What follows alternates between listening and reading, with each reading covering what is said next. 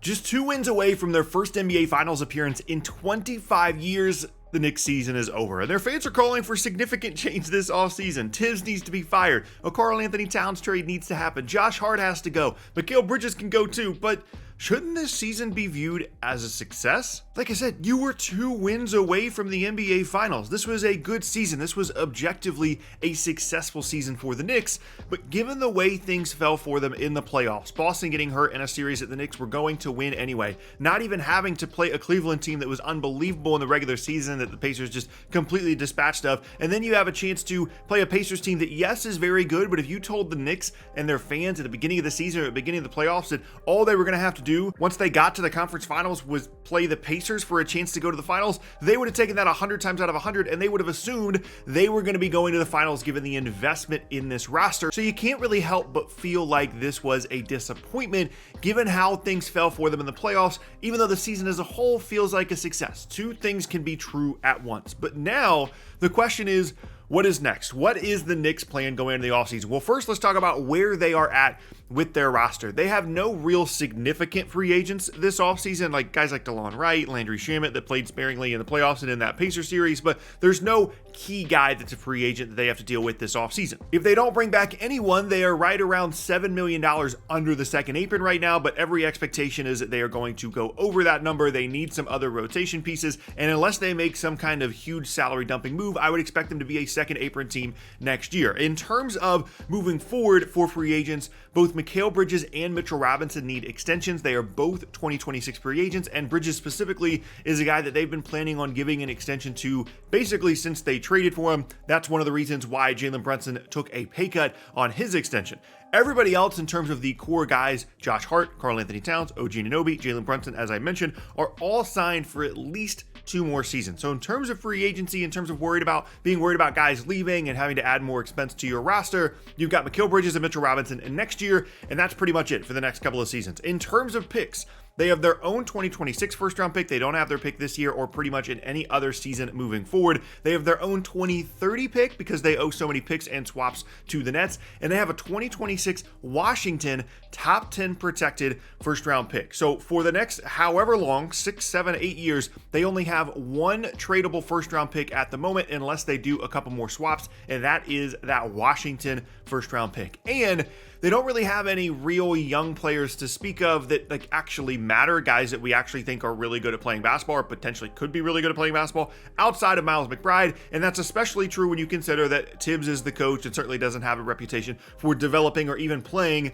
young players. And with all of those things in place, it's very easy to look at this situation and just say that the Knicks should bring back the same team and the same roster next year. It's easy to do. You don't have to commit a ton of new money for this year. You do have to for Bridges and Mitchell Robinson next year, but the Eastern Conference is going to be weak. Boston is not going to be in your way. You're not that afraid of Cleveland or Indiana. If they win game 1 of this Indiana series like they should have, it's going to 7. Worst case, you might win it potentially in 5 or 6 games if you win that first game. And like I said, they were 2 wins from the finals. Like there's no real reason logically to tear down this team given all of those facts. But that doesn't really seem to be the vibe at the moment. Obviously, you can talk about coaching change stuff, which we'll talk about later, but in terms of the roster itself, it seems like not only the Knicks fans, but people around the league, insiders, reporters seem to think that some significant roster change could be coming to this team despite the success they had this year. And the guy at the center of all of that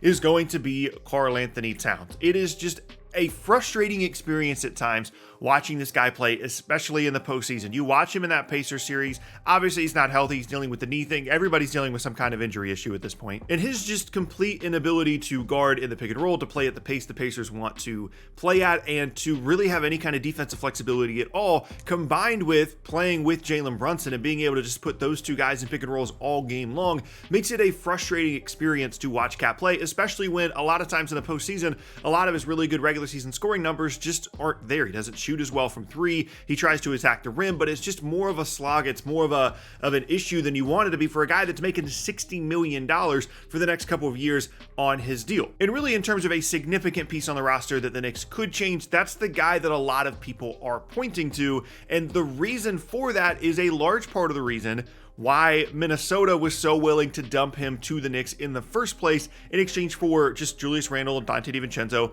and a first-round pick. What we just saw in the Indiana series is one of the big reasons why Minnesota was okay dumping Karl Anthony Towns, given how much money he was making. And the question now is, can the Knicks do that to another team? Can they find a place that actually wants Karl Anthony Towns? Well, there's a couple of problems here. One, you have to find the team, and two, you need a big guy back. One of the reasons they're in the Karl Anthony Towns situation in the first place is because they lost Isaiah Hartenstein last offseason because the rules made it to where they couldn't pay him enough to keep him away from signing in Oklahoma City. So then they made the Karl Anthony Towns trade because they didn't want to have to play Mitchell Robinson every game of the year, 35 minutes a night, because that's just not the kind of player that he is. You're worried about injury stuff. And so if you trade away Karl Anthony Towns, you're right back in the situation that you were when you traded for him in the first place. So you kind of need a big guy back. So like theoretically, could you call the Orlando Magic and say, hey, give us a bunch of not great pieces in exchange for Karl Anthony Towns, who split the contract up into a bunch of pieces? This doesn't really look all that appetizing for either team, though. It doesn't really make sense from a roster spot perspective either for the Knicks. It doesn't really help either team, but like it's a spot, it's a theory, I guess, because Towns gives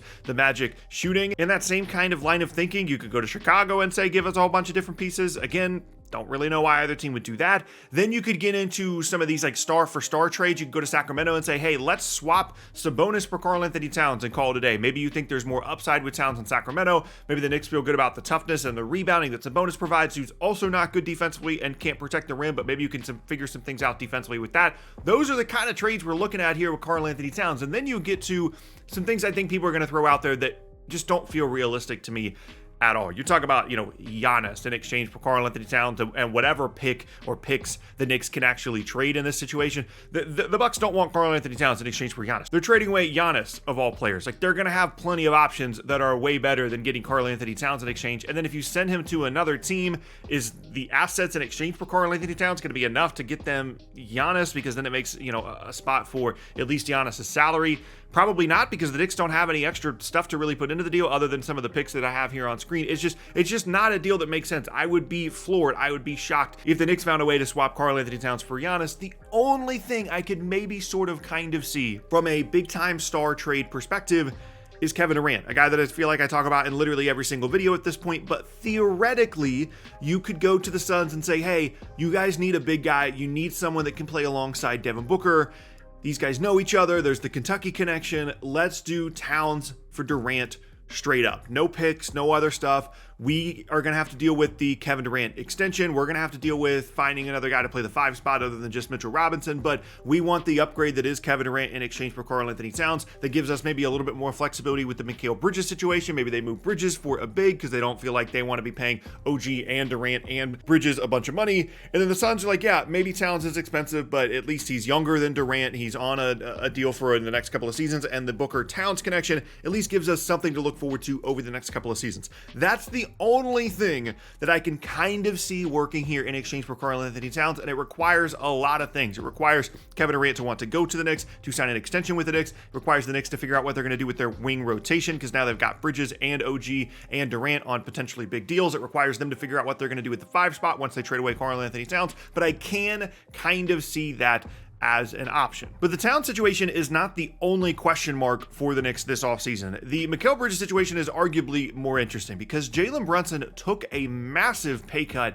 this past offseason to try and make it easier to keep this group together because he knew that Mikal Bridges was going to be needing an extension soon. They extended OG Anunoby. They added Karl Anthony Towns. It's an expensive roster, and Brunson wants to win a title with the Knicks, so he took a pay cut. Jalen Brunson is making less on this deal coming up than Emmanuel Quickley is with the Toronto Raptors. Like, that's how much of a pay cut Jalen Brunson took. He could have been making $50+ million, and he took like a mini max, essentially still making a ton of money, but relative to their overall salary cap structure, he basically made it possible for them to realistically keep this group together, and that's all going to lead to the Mikal Bridges contract negotiation extension conversations. And as soon as they extend Mikal Bridges, if they do, regardless of what they do with Karl Anthony Towns, unless they find a way to just completely dump his salary, as soon as they extend Mikal Bridges, they are stuck. This is the team that they have because they are going to be so far into the second apron. The team is going to be so unbelievably expensive that they will have been as all in as they can be. They traded all the picks for Bridges. They gave Bridges all the money.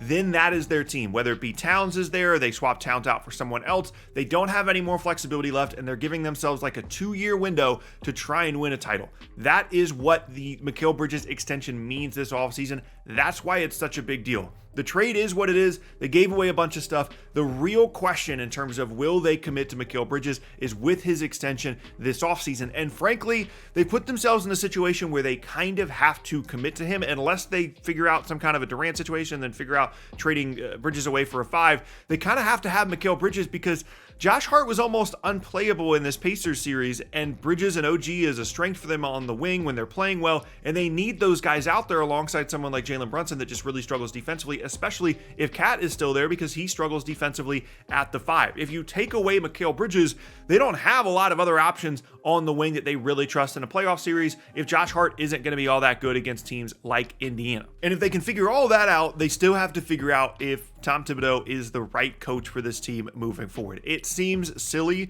because this team was a dumpster fire for more than a decade, and then Thibs shows up and they've been pretty competent for the last couple of years. And like I said, they were 2 wins away from making the final. So it seems kind of silly to suggest that the most successful Knicks coach of the last 20 years is going to be the guy that you're going to decide, oh, it's not the right guy to lead us to where we want to go. But there's certainly questions in terms of being overly stubborn defensively, not having a lot of offensive creativity. Here's what I would say. I don't think there's a lot of great options out there in terms of replacing Thibs as coach, and although there are things about him that are frustrating, namely not playing the bench guys, namely not developing the younger guys, given your situation this year and next year if you commit to this team, I think Thibs is as good as you're going to get as a head coach. Remember, this is a guy that a couple weeks ago was the head coach of the team when they were able to beat the Boston Celtics, the favorites for the NBA title. And it's not because Tatum got hurt. They were winning that game. They were going to go up 3-1 regardless of whether Tatum got hurt or not. And they kind of baited the Celtics into some things offensively that were really smart things coaching-wise that people just forgotten about because now they're frustrated about Thibs all over again because they lost this series against Indiana. He's not the perfect coach, but I don't think there's a replacement out there that makes your situation so much better over the next couple of years that it makes sense to just fire Thibs. Yes, he's frustrating. Yes, there needs to be more offensive creativity. He needs to play the bench guys more, but you beat the Celtics, you're 2 wins away from the finals. It's really difficult to complain about that. And as crazy as it might seem right now to Knicks fans, I think mostly the Knicks are going to run it back next year. I don't think they're going to be able to find a trade for Towns unless they figure out something with Durant. I think they're going to give Bridges the extension, and they're going to give themselves a 2-year window to really, really make a run at this. They'll try and make some moves around the margins. Maybe they'll trade that Washington pick for somebody. But with Boston basically out of it next year, and then depending on how Indiana and Cleveland and whoever else looks next year, the Knicks could kind of maybe sort of be seen as one of the favorites in the conference, maybe the favorite in the conference going into next season. And if they can have some good injury luck, if a couple of things break their way, they absolutely could be in the finals, and then at that point, you never know what can happen. As disappointing as the end of the season felt for the Knicks and their fans, because they probably just assumed they were going to be in the finals once they saw they were playing the Pacers, this is probably your team, and it probably will be your team for the next 2 seasons. Barring a Karl Anthony Towns trade that comes out of nowhere for the second straight offseason, these are the New York Knicks, and what they did this year is easily replicable and potentially more, even if they do just keep this team and this coach.